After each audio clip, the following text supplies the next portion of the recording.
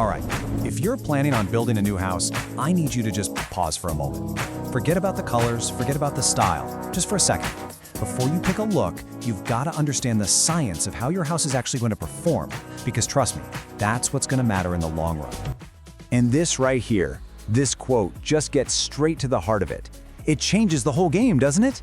We're not talking about some fancy decoration. We're talking about your energy bill every single month. We're talking about your comfort day in and day out. And we are absolutely talking about your future repair costs. You know, this is a trap so many of us fall into. We see these gorgeous, modern, glassy houses online and think, I want that.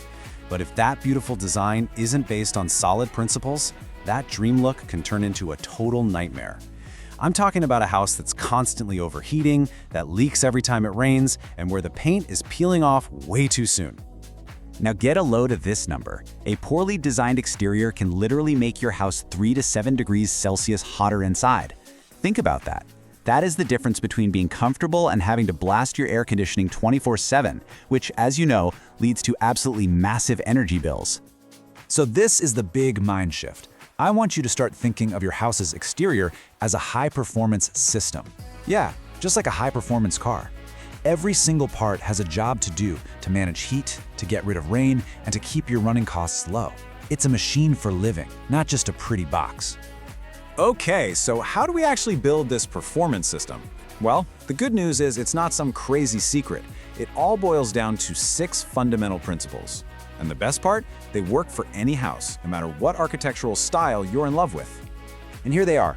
This is our roadmap for the rest of this explainer. We're going to go through each one of these 6 essentials step by step. Nailing these is the real secret to a house that doesn't just look amazing, but feels amazing and is built to last. First up, and you could argue it's the most important, is proper shading. See, when direct sunlight hits your windows, it's like pointing a giant heat lamp right into your living room.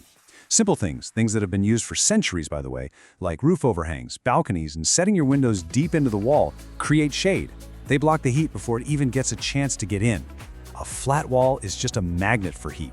Next up, you have to remember that not all sides of your house are created equal when it comes to the sun.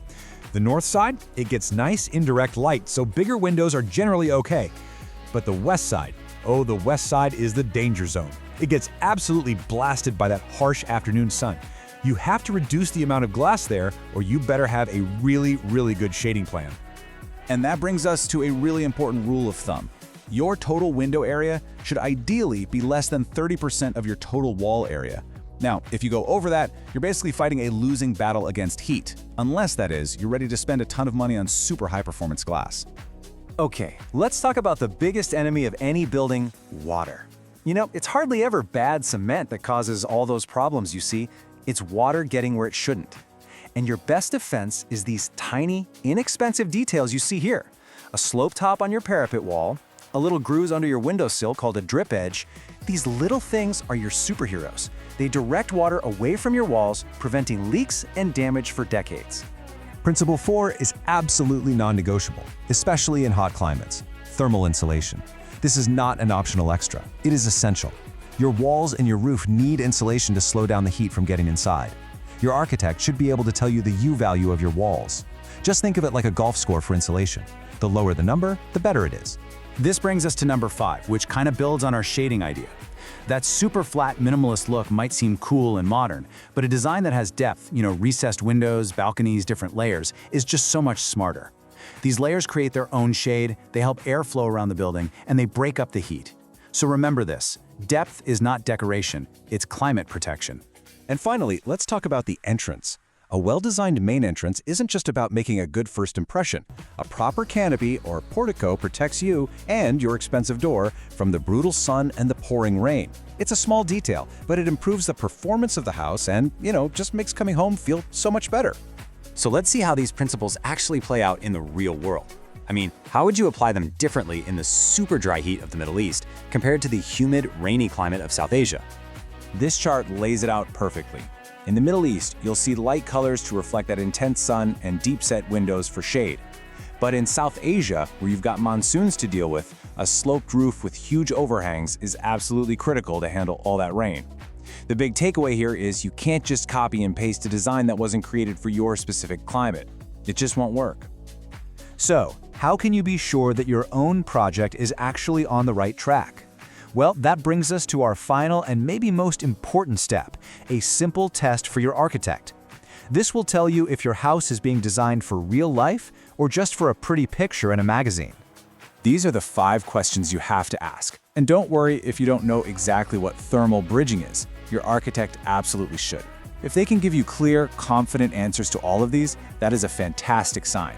But if they hesitate or they brush off your questions, that's a major red flag. And really, that's what this all comes down to.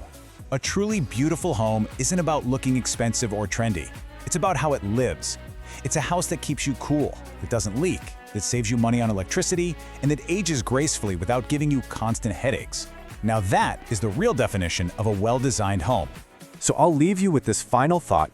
Your house's exterior is its skin. It is its first and most important line of defense against everything the world throws at it. So the choice is really yours. Are you going to design it just for looks, or are you going to design it for lasting performance?